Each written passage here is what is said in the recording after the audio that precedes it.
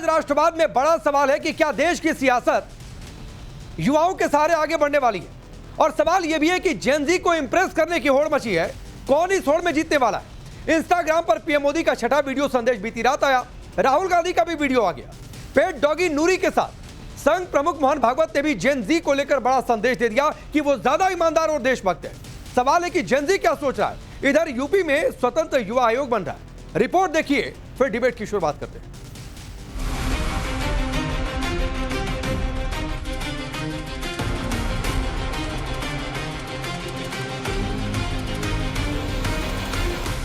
देश की सियासत में जेन ज़ी से कनेक्ट करने की होड़ मची है। बीती रात इंस्टाग्राम पर पीएम मोदी का छठा वीडियो संदेश आया, मौका हैंडलूम डे का, जिस पर पीएम ने वीडियो संदेश के जरिए लोगों से अपील की, लोगों से सोशल मीडिया पर अपने प्रोडक्ट का वीडियो बनाकर पोस्ट करने की सलाह दी।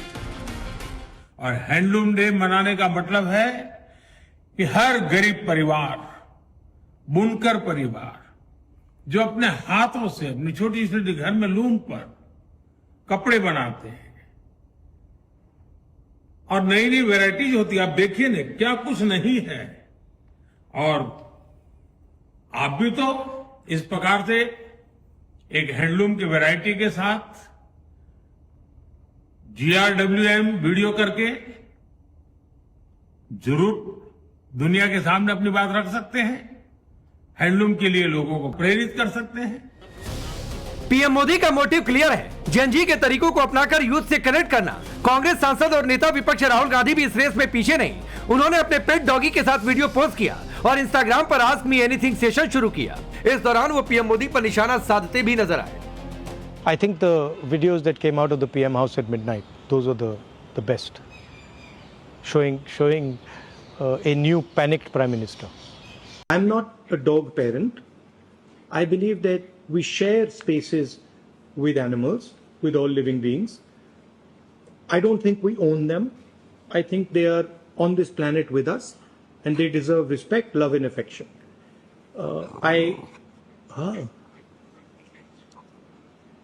Yes, Nuri, do you agree with me?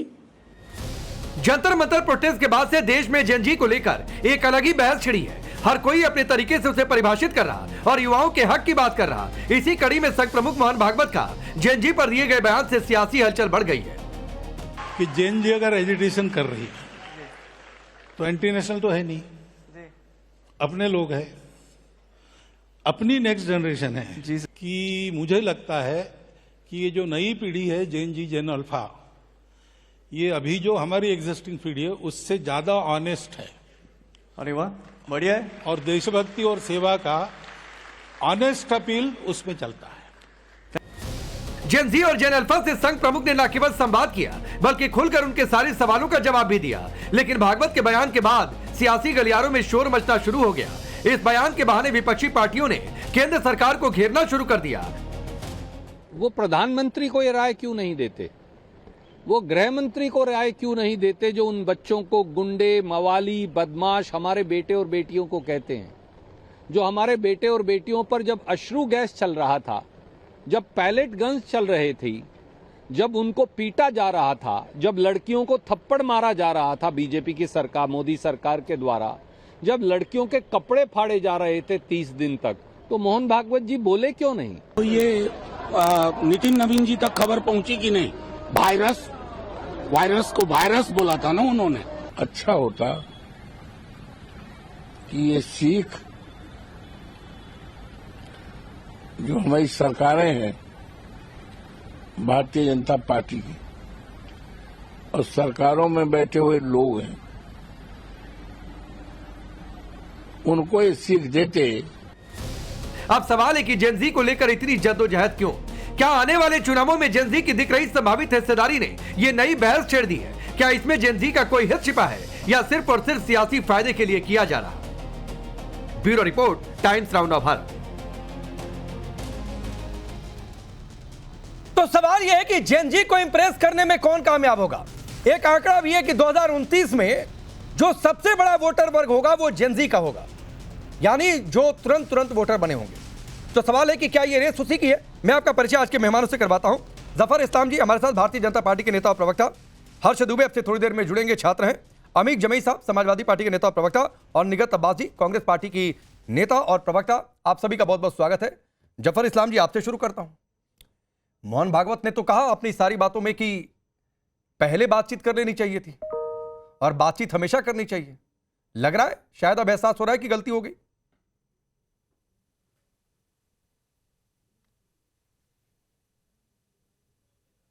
आवाज नहीं आ रही है, जफर जी अनम्यूट कर लीजिएगा।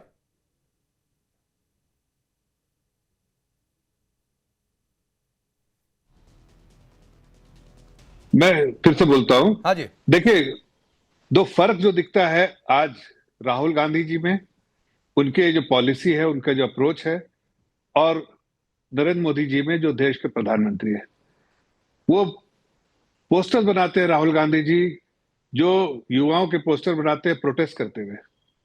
आदरणीय प्रधानमंत्री जी सारे युवा पीढ़ी को विकसित भारत का पार्टनर बनाते हैं। ये फर्क है। आज समझना पड़ेगा फर्क इस देश को कि राहुल गांधी जी की पॉलिसी क्या है, आदरणीय प्रधानमंत्री जी की पॉलिसी क्या है। हम अपने पॉलिसी के द्वारा उनको एम्पावरमेंट करते हैं, उनको एम्पावर करते हैं, युवा पीढ़ी को एम्पावर करते हैं। और ये क्या करते हैं? एक्सप्लॉयटेशन करते हैं, अपने राजनीति चमकाने के लिए उसका एक्सप्लॉयटेशन करते हैं युवा पीढ़ी का। आज देखिए, वो खुद को, युवा पीढ़ी को आज क्या किया उन्होंने? वो अपने राजनीतिक फायदे के लिए उसका इस्तेमाल किया। आज आप देखिए, हमारा गवर्नेंस मॉडल, जब हम संसद में चर्चा कर रहे थे तो चर्चा तो नहीं किया उन्होंने, लेकिन हमने फिर भी युवा पीढ़ी से जुड़े हुए बिल को पास किया। वो भाग गए, वो चर्चा नहीं किया, किसी न किसी बहाने से भाग गए, प्रोटेस्ट किया और बाद में डिसरप्ट किया। लेकिन गवर्नेंस मॉडल उनका है डिसरप्शन, और हमारा गवर्नेंस मॉडल ऐसा है कि हम युवा पीढ़ी के लिए काम करते हैं। इनका जो है डिसरप्शन वाला मॉडल है। तो देश की जनता तो समझ रही है कि हम युवा पीढ़ी को एंगेज करना चाहते हैं, उनको स्टेक होल्डर बनाकर चलना चाहते हैं और बराबर चलते हैं। आज पहली बार नहीं कर, आदरणीय प्रधानमंत्री जी ने बराबर जो 4 लोग के बारे में बात किया, उसमें युवा, उसमें महिलाएं, उसमें जो है हमारे अन्नदाता, हाँ, और हमारे बुजुर्ग, उनके बारे में बराबर बात किया है। तो आज पहली बार नहीं, हम तो उनको एंगेज करना चाहते हैं। नहीं, मेरा सवाल जफर भाई ये था, और ये सवाल ये था कि क्या आप अब ये मानेंगे, जब युवाओं पर ही चर्चा चल रही है और दिल्ली के जंतर मंतर के बाद रांची में छात्र आंदोलन पर हैं, तो क्या आप ये मानेंगे कि इस मामले को हैंडल करने में गलती हो गई? शुरुआत में आप इंगेज नहीं कर पाए, इंगेज कर लेते तो शायद मामला इतना नहीं बिगड़ता। मैं सिर्फ इतना जानना चाह रहा हूं। राकेश भाई, ऐसा है कि देखिए, हमने एंगेज किया और हम बराबर युवा पीढ़ी को एंगेज करना चाहते हैं। देखिए, आप अगर पूरा पैटर्न देखिए, जब वो पूरा प्रोटेस्ट शुरू हुआ, 1500 बच्चे आते थे जंतर मंतर में, और 1500 से 3000 20-22 दिन तक चलता रहा। लेकिन जब राहुल गांधी जी विदेश से वापस आए, उनकी राजनीति जो थी कि बच्चों का कंधा इस्तेमाल करो अपने राजनीति चमकाने के लिए, तब देखिए उसमें कहीं ना कहीं से कुछ पार्टियों के गुंडे या एंटी सोशल एलिमेंट्स उसमें आ गए। हाँ। और उन्होंने इस पूरे मूवमेंट को जो है, ठीक है, मैं यहां पर निगत को लाता हूं, फिर मैं भी एक सवाल लाता हूं। निगतबाज पार्टियों के लोग घुसे और उन्होंने खराब किया माहौल, नंबर 1 बात। दूसरा सवाल यह है कि प्रधानमंत्री मोदी के वीडियो संदेश पर आप लोगों को बहुत ऐतराज, या फिर आप लोग तंज कस रहे हैं? राहुल गांधी भी तो वीडियो बना रहे हैं, अपने पेट के साथ बनाए, हर कोई वीडियो बनाए, किसी के वीडियो पर सवाल क्यों? राकेश जी, सबसे पहले तो आपको, आपके व्यूअर्स को और मेरे को पैनलिस्ट को मेरा नमस्कार। दूसरी बात बहुत अच्छी, बढ़िया कही जफर भाई ने कि युवा को एंगेज कर रहे हैं, स्टेक होल्डर बना रहे हैं। अब देश के प्रधानमंत्री ने, मोदी जी ने गेट रेडी विथ मी की रील जब बना ही दी है, तो लगे हाथ गेट रेडी विथ मी की सीरीज भी बना दीजिए, वो भी रियल कंटेंट वाली। क्योंकि क्या है ना राकेश जी, देश का युवा ना रियल कंटेंट देखना चाहता है, फैब्रिकेटेड तो दुनिया दिखा रही है। अब सीरीज बनाइए जिसमें बताइए कि गेट रेडी विथ मी सबसे ज्यादा बेरोजगारी के लिए, get ready with me record तोड़ पेपर लीक के लिए, get ready with me education system की नैया डुबाने के लिए, गेट रेडी विथ मी 110 का पेट्रोल भरवाने के लिए, गेट रेडी विथ मी 120 की दाल खरीदने के लिए, और get ready with me accountability के नाम पे सदन से भाग जाने के लिए। अब राकेश भाई 10 सेकंड और मैं इनका भांडा फोड़ती हूं, ये क्या है? एमईए की रिपोर्ट कहती है कि पिछले 5 वर्षों में 2021 से 2026 तक देश के प्रधानमंत्री नरेंद्र मोदी जी ने 550 करोड़ रुपए विदेश यात्राओं में खर्च कर दिए। 2026 आज तक की बात करें तो 75 करोड़ रुपए से ज्यादा पैसा है जो अभी विद इन 1 ईयर देश के प्रधानमंत्री ने टैक्स पेयर्स का पैसा विदेश यात्राओं पे खर्च कर दिया। अब आप सोचिए, देश के प्रधानमंत्री देश के टैक्स पेयर्स की मेहनत का पैसा 550 करोड़ रुपए 5 साल में खर्च कर दिए और देश का युवा सड़कों पर लाठी से पिट रहा है। तो देश कहां और किस दिशा में जा रहा है ना, ये समझदार को मैडम इशारा सुनिए, काफी है। एक तो सुनिए, मैं जवाब दे दूं क्या? मैं आ रहा हूं जफर जी, मेरी एक छोटी सी गुजारिश है निगत अब्बास, वो आपके गेट रेडी विद मी में जो आपने सियासी तुकबंदी की है उसका जफर इस्लाम जवाब देंगे, लेकिन इस देश के पहले के प्रधानमंत्री फ्री में यात्राएं नहीं किया करते थे। करीब 600 करोड़ के आसपास मुझे लगता है कि डॉक्टर मनमोहन सिंह का भी खर्चा निकलेगा, और जो भी देश के प्रधानमंत्री के पद पर रहेगा वो देश के ही पैसे से जाता है, और कोई भी जाएगा। ये कौन सा सवाल है? चलिए आइए इस बात का जवाब दे देती हूँ। हाँ। मुझे बताइए, नहीं, आपकी बात बिल्कुल सही है मेरे भाई, आपकी बात बिल्कुल सही है। मुझे बताइए देश के इतिहास में ऐसा कब हुआ था जो विश्व गुरु के शासनकाल में हो रहा है कि 152 पेपर लीक हो गए, बच्चे सड़क पर उतर आए, लाठियों से पीटा गया, मैडम सुनिए, ठीक है, मैं आ रहा हूं जफर जी। बेटियों के मैडम सुनिए, निगत जी कि बच्चियों के प्राइवेट पार्ट्स पर डंडे मारे गए, तो राकेश भाई आज अकाउंटेबिलिटी की बात नहीं, हाँ बिल्कुल अकाउंटेबिलिटी की बात होनी चाहिए। उसी अकाउंटेबिलिटी में आप लोग फेल हुए इसलिए सत्ता से बाहर है। उसी अकाउंटेबिलिटी के खेल में यूपी में सपा बात फेल हुई तो अभी सत्ता से बाहर है, अब 27 की रेस है। अकाउंटेबिलिटी अगर जिस दिन देश की जनता को लगेगा कि बीजेपी भी अकाउंटेबिलिटी पर नहीं खरा उतर रही है, इनको भी सत्ता से बाहर करेगी। मैं जफर इस्लाम कुछ कहना चाह रहे, फिर आ रहा हूं। नहीं देखिए, मैंने बिल्कुल सही बात बोली है।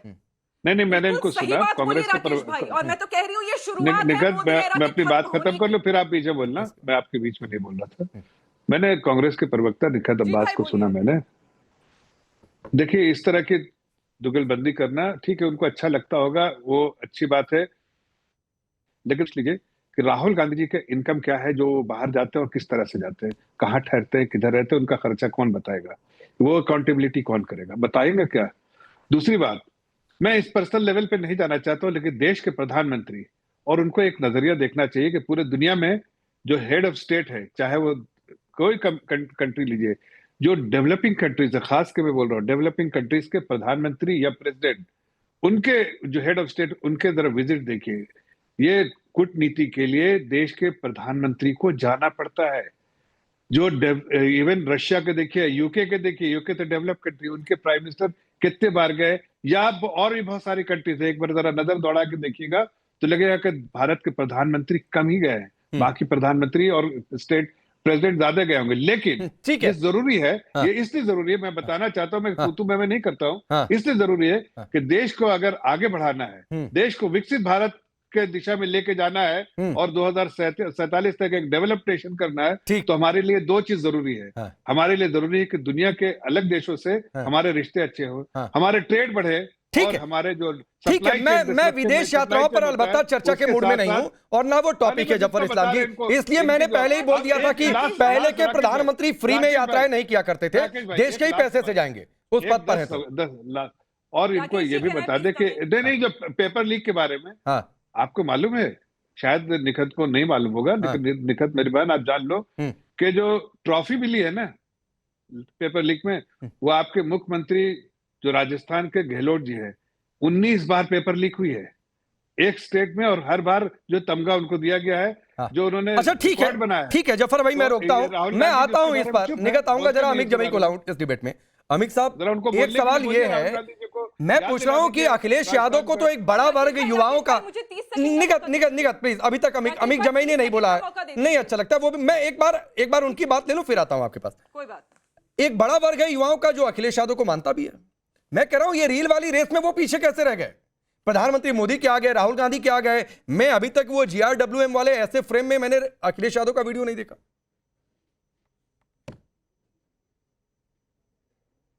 राकेश भाई, मुझे नहीं लगता है कि आप छात्र आंदोलन के विरोधी हैं, क्योंकि इस वक्त शायद आप छात्र आंदोलन के हक में बात कर रहे हैं। मैं समाजवादी पार्टी की सब समझ ये है कि आखिर डॉक्टर मोहन भागवत जी को क्यों बच्चों के साथ, छात्रों के साथ संवाद करने की जरूरत पड़ी? क्योंकि प्रधानमंत्री जी फेल्ड हो गए। प्रधानमंत्री जी और गृह मंत्री जी के नेतृत्व में जो कुछ दिल्ली पुलिस ने तांडव किया जंतर मंतर पे, मेरे ख्याल से वो छात्र नक्सलवादी माओवादी तो नहीं थे, जैसा कि भागवत जी ने कहा है। 21 जुलाई से 7 अगस्त आज हो गया है। गृह मंत्री जी भारत की संसद से गायब है। उत्तर प्रदेश की विधानसभा में मुख्यमंत्री जी दूसरे दिन गायब हो गए, वो विधानसभा नहीं आए और सदन को स्थगित कर दिया गया पूरी तरीके से। हमारा यह कहना है कि जो वादे आपने छात्रों से किए थे वो वादे पूरे नहीं हुए। जब सरकार फंसती है, आदरणीय जितेंद्र जी, जफर इस्लाम साहब, डॉक्टर भागवत जी, इन तीनों की क्या गलती है जो भारतीय जनता पार्टी छात्र विरोधी सारे जो कृत्य कर रही है? जफर भाई की तो कोई गलती है नहीं, डॉक्टर मोहन भागवत जी का कोई लेना देना तो है नहीं, लेकिन सरकार की को बुरी तरीके से विफल होने में बचाने के लिए डॉक्टर मोहन भागवत जी को बच्चों से बात करनी पड़ रही है। अरे सीधे सीधे आप हमें ये बताइए, जंतर मंतर पे अगर भागवत जी चले जाते तो कितनी अच्छी बात होती। पांडे जी, आपको याद होगा जब निर्भया कांड हुआ था 2012 में, यूपी 2 की सरकार चल रही थी, रायसीना हिल पे हम सब चढ़ गए थे, इंडिया गेट से होते हुए पूरा दिल्ली, शायद निगत को भी याद होगा, रायसीना जहां पे राष्ट्रपति का गेट है वहां तक प्रदर्शनकारी गए थे। लेकिन सोनिया जी जो उस वक्त चेयरपर्सन थी, वो अपने घर से रेणुका जी के साथ, आरपीएन सिंह के साथ निकल कर आई। आधे घंटे आंदोलनकारियों के बीच में निर्भया के मामले में बैठ के उन्होंने बात किया। प्रधानमंत्री जी छात्रों से डरते हैं, गृह मंत्री जी तो गायब ही हैं। अब भागवत जी को अपने तरह के बच्चों के बीच में बैठ के जो बात करनी पड़ रही है, ये दिखा रहा है कि देश में छात्रों से अपने तरह के बच्चों मतलब उनकी मांगों से नहीं, अपने तरह के बच्चों भाग रही है। अपने तरह के बच्चों मतलब पुलिस जा रही है बच्चों के घरों पे। नहीं, अमित साहब, वादा किया था, अमित जमाई, आपने वादा क्यों तोड़ा? अमित जमाई जी, अपने तरह के बच्चों मतलब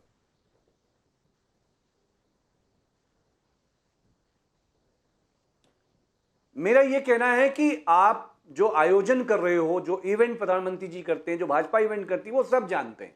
नहीं, अपने तरह के बच्चों मतलब समझा दीजिए। बट हमारा यह कहना है कि नहीं, अमित साहब, अपने तरह के बच्चों मतलब समझा दीजिए। मैं कह रहा हूं कि प्रधानमंत्री जी हमारे देश के, अरे सवाल का जवाब दे दो भाई। एक इवेंट प्लान करके अब आज आपको बताना पड़ रहा है कि एलजीबीटी क्यू के साथ आप खड़े हुए हैं, आपको बताना पड़ रहा है कि आप सारे जो ये छात्रों के आंदोलन के साथ खड़े हैं, आप उतर के जंतर मंतर पे क्यों नहीं आते? आप अखिलेश यादव गए थे जंतर मंतर पे? अखिलेश यादव गए थे कि बताओ बेटा क्या दिक्कत है? अखिलेश जी गए थे जंतर मंतर पे? अखिलेश यादव जी ने जो किया, गए थे। पांडे जी 20 सेकंड दे दीजिए मुझे, मैं 1 मिनट दे रहा हूं। पूरे छात्रों के आंदोलन में जिस तरह से आदरणीय डिंपल यादव जी ने, 10 सेकंड दे दीजिए, मैं जानता हूं परेशानी हो रही है आपको, परेशानी हो रही है, मैं जानता हूं। जिस तरह से आदरणीय डिंपल यादव जी ने बच्चों के बीच में, बेटियों के बीच में, बीमार बच्चे जिनको चोट लगी, जिन्हें लाठियों से पीटा गया, जिस तरह से बड़ी बहन मां की तरह से उन्होंने उनको खड़ी हुई, यह काम प्रधानमंत्री को करना था, जो डिंपल जी ने किया, जो आदरणीय राहुल जी ने किया, जो आदरणीय अखिलेश जी को किस तरह से उनकी सिक्योरिटी को मारा गया दिल्ली पुलिस की तरफ से। लेकिन उसके बावजूद भी छात्रों के अधिकार के साथ हम लोग खड़े हुए हैं। हाँ। और जो तीनों मांगे हैं, ठीक, सरकार जो भाग रही है, और प्रयागराज में जो होने वाला है, पांडे जी, हाँ, प्रयागराज में जो होने वाला है, हाँ, वो डॉक्टर मोहन भागवत जी की, मोदी जी की, गृह मंत्री जी की नीति। ठीक है। अब मैं जफर इस्लाम के पास जाता हूं एक बात कहते हुए, अमित साहब, बहुत सम्मान के साथ। दिक्कत मुझे नहीं हुई, दिक्कत आपको हुई। क्यों दिक्कत हुई मैं बता देता हूं। क्योंकि जंतर मंतर पर अखिलेश यादव नहीं गए, प्रयागराज में हो रहा है। मैं तो कह रहा हूं ऐसा रांची में भी होना चाहिए, लेकिन कब होगा इसका जवाब किसी के पास नहीं है। आपने कहा अपने तरह के बच्चों, सर आपने बच्चों को भी क्लासिफाई कर दिया, आपने जेन जी को भी बांट दिया, अलग अलग वोट वर्ग में बांट दिया। ये उनका वोटर है, ये उनका जेन जी है, जो हमारे साथ आया वो सही जेन जी है, जो उनके साथ चला गया वो उनके तरह का जेन जी है।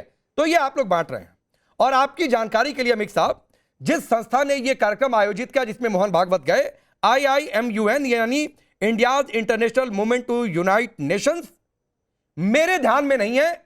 अगर संघ से कोई जुड़ाव आप अब इस शो में दिखा दीजिए, कोई आर्टिकल दिखा दीजिए, किसी तरह का कोई जुड़ाव, तो मैं आपके सुन लीजिए सर मेरी बात, मैं आपकी ये थ्योरी कि अपने तरह के बच्चों के कार्यक्रम में गए, मैं इस थ्योरी को सेकंड करके जाऊंगा, बीजेपी इस थ्योरी को मान के जाऊंगा। अगर आपने इस संस्था का कोई जुड़ाव संघ से दिखा दिया। जी कब आएंगे, राहुल जी कब आएंगे? भाई झारखंड में जो हुआ वो गलत हुआ है, कहिए ना। हम कह रहे हैं, मैं समाज, लेकिन आवाज सिर्फ दिल्ली वाली गलती पर उठाएंगे, झारखंड वाली गलती पर आवाज नहीं उठाएंगे, सिर्फ एक औपचारिक बयान दे देंगे कि बच्चों के साथ हैं। अरे इसके लिए पांडे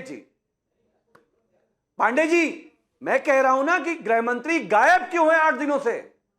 आप भी जरा पूछिए ना, राष्ट्रवाद के लिए, देश के लिए हम पूछना चाहते हैं, गृह मंत्री कहां है? और उसी देश के लिए, उसी राष्ट्रवाद के लिए मैं ये कहकर जफर इस्लाम पर जा रहा हूं कि अपने बच्चे, उनके बच्चे, तीसरे के बच्चे मत बांटिए। उसी देश और राष्ट्रवाद के लिए कहकर जा रहा हूं। जफर इस्लाम रिप्लाई करिए, फिर मैं निगत के पास जा रहा हूं। देखिए इन्होंने अपना पोल खुद ही खोल दिया, अपना सही चेहरा और मुखौटा उठा के दिखा दिया कि इनको अपोजिशन को क्या चाहिए। इनको चाहिए, मैं फिर से कह रहा हूं और बड़ी संजीदगी से बोल रहा हूं कि अगर युवा पीढ़ी में कोई गुस्सा है तो उस गुस्से को कहीं ना कहीं ये अपने राजनीतिक फायदे का इस्तेमाल करते हैं, उसको कहीं ना कहीं ढाल बना लेते हैं और राजनीति।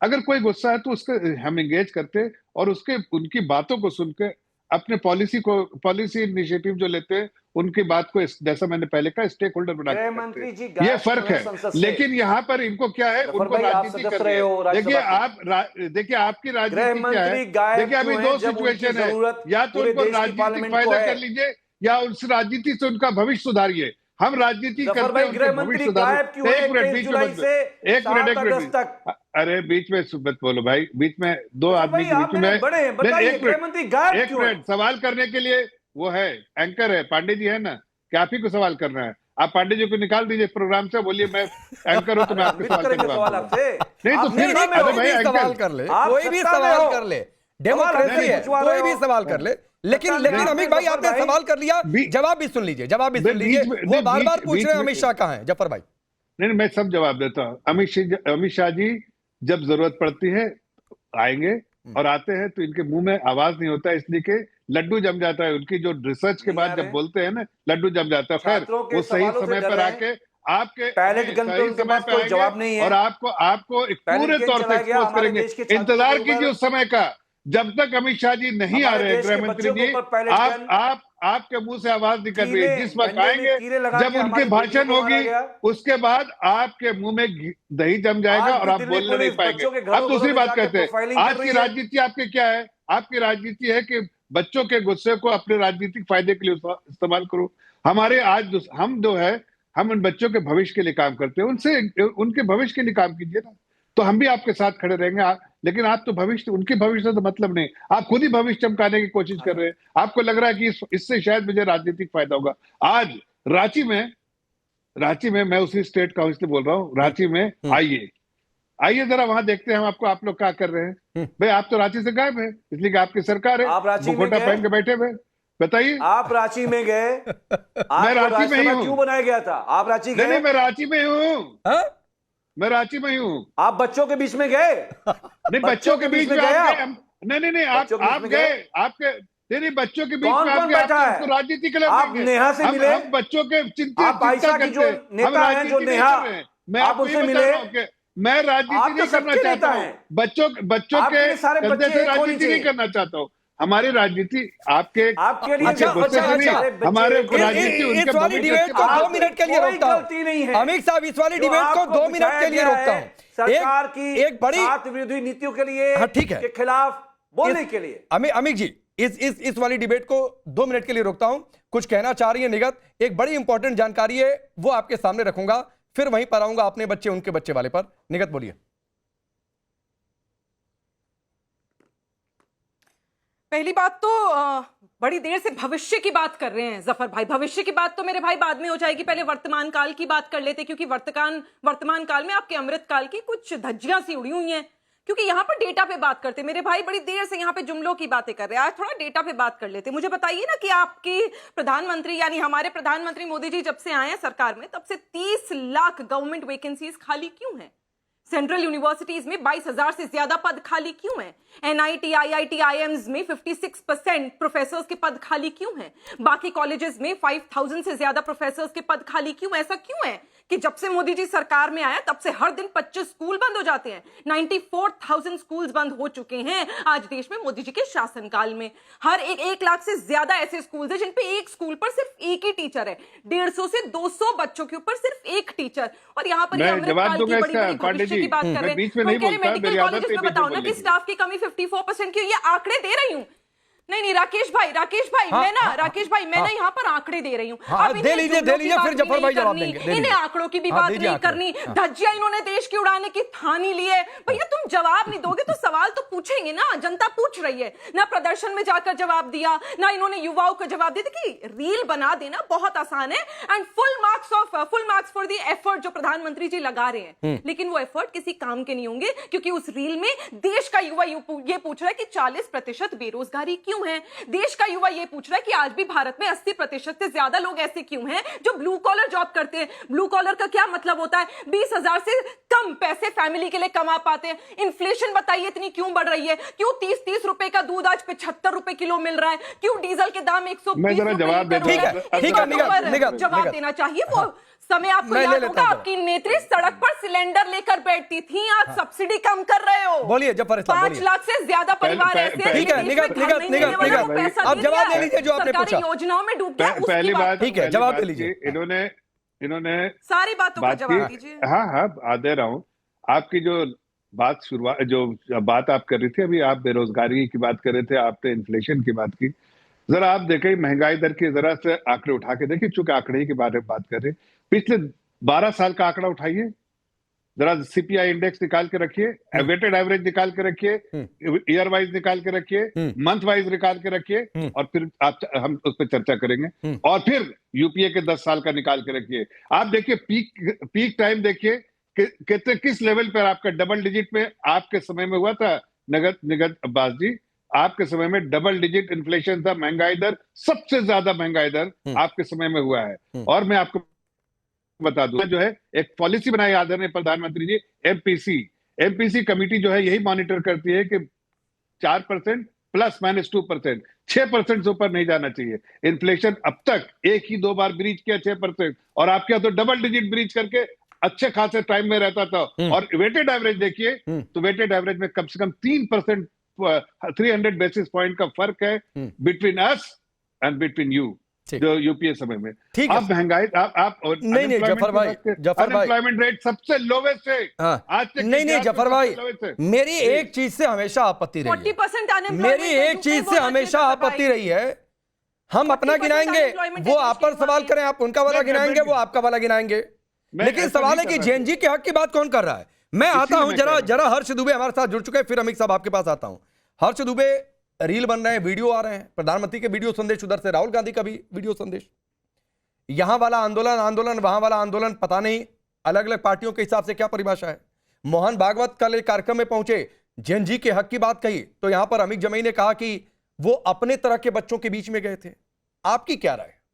मेरे हिसाब से कि देश में कहीं ना कहीं नियम बनते हैं लेकिन उस पर कोई काम नहीं होता है। तो जब जेएनजी उस पर सवाल पूछ रहा है कि नियम तो बना था तो काम क्यों नहीं हुआ, तो सबको मिर्ची लगती है प्रॉब्लम्स की, भाई ऐसा क्यों। जैसे संविधान में लिखा हुआ है 21 में कि 6 से 14 वर्ष के सभी बच्चाओं को शिक्षा दी जाएगी और अनिवार्य रूप से दी जाएगी। उसमें शिक्षा दी जाएगी तक तो लोग पढ़ रहे हैं, लेकिन अनिवार्य नहीं पढ़ रहे हैं। अनिवार्य का मतलब यह है कि अगर कोई आर्थिक तंगी के चक्कर में स्कूल नहीं जा पा रहा है तो उसको वहां पहुंचाया जाए। लोग कहते हैं गवर्नमेंट स्कूल चल रहे, इतने प्राइमरी स्कूल चल रहे, लेकिन बच्चे वहां क्यों नहीं जा रहे? तो कहते हैं कि वो 2 वक्त की रोटी कमाने के लिए निकल जाते हैं। हाँ भाई, उनके पास 2 वक्त के लिए पैसा नहीं है।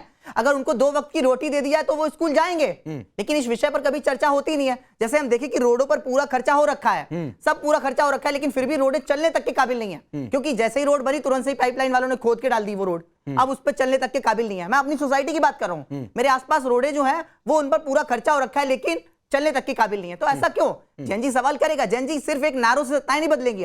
अब एक नारा दे दिया कि पीडीए दे दिया नारा, या तिलक तराजू तलवार दे दिया, बस एक नारा 5 साल में तैयार करना होता था सरकार को और बस सत्ता में बैठना होता था। आपका अब नारों से सरकारें नहीं चलेंगी। आपका विरोध किससे है? सबसे है? सबसे, तीनों पार्टियों से है? बिल्कुल, खास तौर पर अमित जमई और निगत से है या जफर भाई से भी है? सभी से प्रश्न है कि सिर्फ नारों से सत्ताएं नहीं बदली जाएंगी कि मेरा वोट बैंक सिर्फ ये है, मेरा वोट बैंक सिर्फ ये है, और एक नारा दे दिया कड़कता भड़कता सा, एक पक्ष के प्रति पूरी भावना रखकर, और बस नारों से सत्ता में बैठ गए। हमने सुना है, न्यूज पे सर सुना है कि ये दंगा डिसाइड करेगा कि अगली सरकार में कौन बैठेगा। दंगा डिसाइड क्यों करेगा? डेवलपमेंट डिसाइड क्यों नहीं करेगा? प्रश्न ये है कि दंगा डिसाइड करेगा कि अगली बार सत्ता में कौन बैठेगा। ऐसे मैंने बचपन में सुना ही है तथ्य मीडिया के थ्रू कि ये दंगा डिसाइड करेगा कि अगली बार सत्ता में कौन बैठेगा। ठीक, डेवलपमेंट मैं जवाब लेता हूं इस पर, हर्ष मैं इस पर जवाब लेता हूं। एक डेटा आपके सामने रखता हूं अमित जमई। मेरी आपकी सारी बातों में से सिर्फ एक बात पर गहरी आपत्ति है और वो आखिर तक आपत्ति बनी रहेगी, अगर आप इस संस्था का कोई संघ से जुड़ाव नहीं दिखा देंगे अपने तरह के बच्चों के बीच में। मैं तो कांग्रेस के भी कई सारे रिएक्शंस मैंने देखे और इस बात में आज कम से कम इस बात को लेकर तारीफ करूंगा कि उन्होंने सरकार को नसीहत दी कि मोहन भागवत को सुनिए। मोहन भागवत को यह कहा कि आप सरकार को क्यों नहीं जाकर बताते अपनी राय। मैं आपके सामने एक रखता हूं, एक एडवाइजरी बोर्ड मेंबर है इस संस्था का, IIMUN का, जानते हैं उसमें कौन कौन है? अजय पिरामल हैं, दीपक परेख हैं, नादिर गोदरेज हैं, शशि थरूर हैं, जस्टिस DY चंद्रचूड़ हैं, करण जौहर हैं और पूर्व चीफ्स हैं आर्म्ड फोर्सेस के और पीटी उषा हैं। एक आदमी इनमें से संघी हो या संघ से जुड़ा हुआ हो कभी इतिहास मुझे बताइए, नहीं तो कहिए कि मैंने अपने तरह के बच्चों का कार्यक्रम बोलकर गलती की। नहीं, आपने मिसकोट किया। मैंने बच्चों में कोई इम्तियाज नहीं किया, बच्चों में डिफरेंस की बात नहीं करी है। मैं बहुत इंपॉर्टेंट बात, जो 2 बात है, मैं आपके प्रोग्राम में सबमिट करना चाहता हूं। नहीं अमित भाई, देखिए, समाजवादी आपने पार्टी कहा ने अपने हमेशा तरह शिक्षा के के मैदान बच्चों में- के बीच में जाकर बोले मोहन भागवत। मैं एकदम कोट अनकोट कर रहा हूं आपको। नहीं, मैं आपको, चलिए मैं कह दे रहा हूं, अगर आपको लगा कि मैंने बच्चों में अलग बात करी तो मैं अपनी बात को वापस लेता हूं। मैं इसके लिए माफी चाहता हूं। ठीक है, फिर आगे कि मेरी जुबान से कोई ऐसी बात निकली, मैं ये कहना नहीं चाह रहा था। मेरा सिर्फ मकसद फिर अच्छी बात है, मैं छोड़ता हूं। जब माननीय अखिलेश यादव जी उत्तर प्रदेश के मुख्यमंत्री बने, 12-17 की सरकार में अखिलेश यादव जी ने तकरीबन जो है 14 विश्वविद्यालय बनाए। कैंसर हॉस्पिटल बनाया, देश का सबसे बड़ा cancer hospital. Integral medical college बनाया, एरा मेडिकल कॉलेज बनाया। तो देखिए, जब मेडिकल कॉलेज होंगे, एम्स के लिए गोरखपुर में जमीनें दी। अब चुप रहो यार, मेरे क्लास में मुझे सीट नहीं मिली है, मुझे सीट नहीं मिली है। चुप रहो। हाँ, आपसे क्वेश्चन कर, कौन है ये? कौन है भाई? आपसे क्वेश्चन कर, चुप रहो। मेरे कन्नौज के डिस्ट्रिक्ट में ही खोलने दोगे पहले। अमित जमई छात्र है। तुम्हें आरक्षण का विरोध करना है। आप इस विषय पर कभी चर्चा आपको आरक्षण, अरे यार आप क्या करते हो पांडे जी? मैं कोई सीरियस बात कर रहा हूं जफर भाई के लिए। इनको आरक्षण से, ये आरक्षण के विरोधी हैं, ये मंडल कमीशन के विरोधी हैं, इन्हें आरक्षण नहीं चाहिए, इन्हें बाबा साहब का संविधान नहीं चाहिए, बाबा साहब अम्बेडकर से इनको नफरत है। दुबे जी को सेम होने चाहिए ना? क्या है, हमको बच्चे तो सारे सेम होने चाहिए ना? एक बच्चा अलग है, काम ये है। अच्छा, आप जाइए बेटा, सुनिए बेटा, एक मिनट बेटा, अमित साहब अभी लाठी डंडा आप खाए नहीं हो। अच्छा, जाइए झारखंड, बच्चों के आंदोलन में शामिल होइए। टेलीविजन पे बैठ के बीजेपी के हाथों में इस्तेमाल मत होइए, आइटम सॉन्ग मत बनिए आप। ये हमारे देश का भविष्य है। ये अलग तरह का बच्चा, आप झारखंड में नहीं गए, ये अलग तरह का आंदोलन को बच्चा सपोर्ट नहीं कर रहे हो। अमित जमई ये अलग तरह का बच्चा है। मैंने सुना है, अरे पांडे जी, मैंने सुना है, ये मुझे बीजेपी से घर जंतर मंतर के बच्चों को ये माओवादी बोलता है। ये बच्चा हमारा कौन मेरा घर चला रहा है? ये बताइए जरा आप, कि मुझे बीजेपी इस्तेमाल कर रही है। आप लोगों के हाथों से इस्तेमाल हो रहे हैं। अगर आपसे क्वेश्चन पूछने आज जैन जी आ गए तो आप इस्तेमाल हो रहे हैं। आप अच्छा, आप जाइए झारखंड। हाँ, झारखंड बेटा जाओ, झारखंड बच्चों के आंदोलन में हम आपका साथ देंगे। टिकट का पैसा अरेंज करा, आप जाइए, झारखंड चला जाऊंगा। और कन्नौज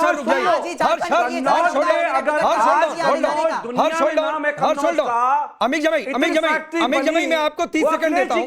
अमित जमई मैं आपको 30 सेकंड देता हूं। अलबत्ता आपने ये कह दिया था कि मैंने गलती से बोल दिया, मैं अपने उस शब्द को वापस लेता हूं। लेकिन सर, वापस लेने के बाद भी एक जैन जी जो आपकी विचारधारा से शायद सहमत नहीं है, आप उसको सुनने के लिए नहीं तैयार है।